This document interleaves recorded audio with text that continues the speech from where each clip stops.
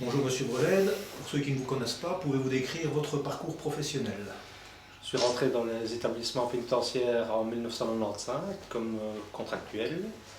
J'ai eu l'occasion de passer les examens statutaires en 1997, examen que j'ai réussi. Et par la suite, j'ai passé des examens d'assistant de surveillance pénitentiaire chef d'équipe, chef de quartier à l'époque, que j'ai réussi également. Et maintenant, je suis dans la dernière échelle des chefs d'équipe, donc je suis premier assistant pénitentiaire chef d'équipe. Et pourquoi cette carrière? Donc c'est une carrière que j'ai choisie tout à fait au hasard parce que j'étais sur le chômage. J'ai eu l'opportunité via le bouche à oreille de connaître que les établissements pénitentiaires recherchaient du personnel. Je me suis présenté à la prison Plantin et 2 jours après j'ai été invité à rentrer en service. J'ai signé un contrat de remplacement et puis alors je vous expliquais mon parcours. Au niveau de la CSC, vous avez aussi un parcours, puisque vous êtes arrivé pratiquement au-dessus de ce qui est possible à la justice. Quel est votre parcours? Donc là, je suis rentré un peu par hasard dans ma fonction de délégué syndical parce que ça correspond avec ma nomination en 97. J'ai été d'abord simple délégué de base. J'ai eu ensuite l'opportunité de diriger la section de Lantin, de devenir vice-président de zone, puis président de zone de Liège, devenir ensuite président du comité technique donc de l'ensemble des prisons francophones, pour terminer comme délégué permanent actuellement. Donc délégué syndical, c'est un petit peu par hasard aussi, mais pourquoi avoir choisi de devenir délégué syndical? Qu'est-ce qui vous a poussé à prendre cette fonction?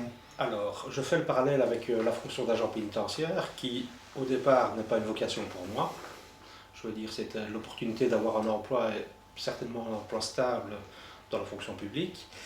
Et j'ai tout de suite remarqué que les établissements pénitentiaires rencontraient pas mal de problèmes, que ce soit au niveau de l'infrastructure, de la surpopulation, des conditions de travail.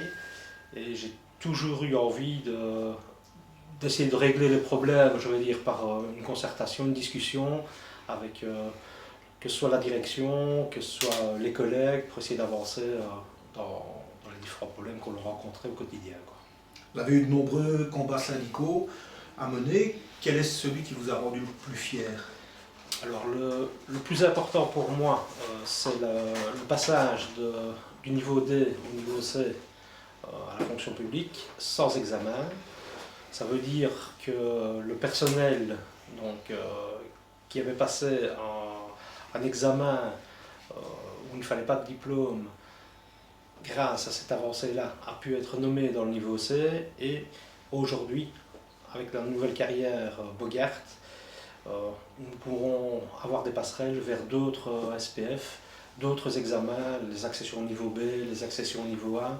Donc on peut vraiment faire une réelle carrière grâce à ce passage-là. Dans le même ordre d'idée, quel est votre plus grand regret au niveau syndical? Plus grand regret, c'est un des derniers dossiers pour lequel le ministre est passé en force. Ça correspond au service garanti, service minimum, qui restreint notre droit de grève. Et pour nous, agents pénitentiaires, c'est quelque chose qui me chagrine. Au niveau syndicalement, si vous deviez faire un choix différent, quel serait ce choix? Donc c'est clairement c'est récompenser les délégués qui font un bon travail sur le terrain. Donc ce serait de leur donner une plus grande représentativité dans les différents comités supérieurs afin que le poids des affiliés qu'ils ont dans leur établissement soit mieux représenté et que ces personnes-là aient leur mot à dire dans les différentes instances. Lorsqu'on parle de congé syndical, certains collègues disent « oui, c'est un congé de vacances supplémentaire ». Quand certaines personnes sont sur les feuilles, on les met en congé syndical. Que répondez-vous? J'ai vécu ça pendant une douzaine d'années, avant d'être détaché par un arrêté ministériel. Et j'avais pour objectif de ne pas répondre à brûle-pourpoint, de rentrer dans un débat qui pouvaient devenir stériles. Moi, je leur répondais plutôt en expliquant en quoi consistait ma mission syndicale, le travail que j'effectuais. Et ce qu'il faut dire aussi, c'est qu'un délégué syndical qui est engagé, il a du travail avant son congé syndical, du travail après son congé syndical, et toute une série d'obligations par rapport à l'information donnée aux affiliés qui payent une cotisation pour recevoir ce service. Si vous deviez recruter de nouveaux délégués, que mettriez-vous en avant? Je pense qu'un délégué, c'est quelqu'un qui doit être motivé et obtenir toute une série d'informations. Maintenant, je dirais aussi qu'un délégué ne doit pas pouvoir répondre directement à une question d'un affilié, il doit savoir où aller chercher la réponse.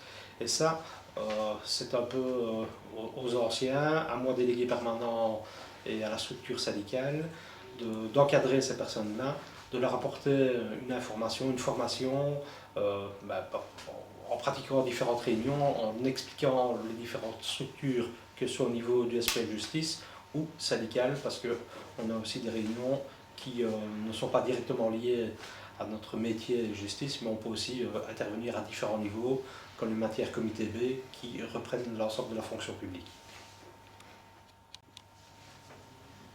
Quelle serait pour vous la chose importante à changer pour un syndicalisme un peu plus volontaire ou un syndicalisme remis au goût du jour? Je pense qu'il faut motiver les délégués qui sont sur le terrain à avoir une communication transparente avec ce qui se passe au niveau politique dans nos négociations. C'est vrai que les nouvelles ne sont pas toujours bonnes à annoncer, mais seule la communication et le travail au quotidien pourra permettre un nouvel élan au niveau du syndicat. Le monde politique a quand même restreint pas mal nos droits, que ce soit par le service minimum, que ce soit par des concertations sociales qui ne sont plus ce qu'elles étaient auparavant. Il faut savoir que lorsqu'on signe un protocole, ce n'est pas contraignant, donc même si l'accord qui est prévu n'est pas rencontré à 100%, syndicalement, on ne sait pas faire grand-chose.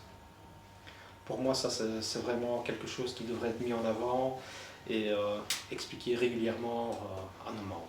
Merci Didier.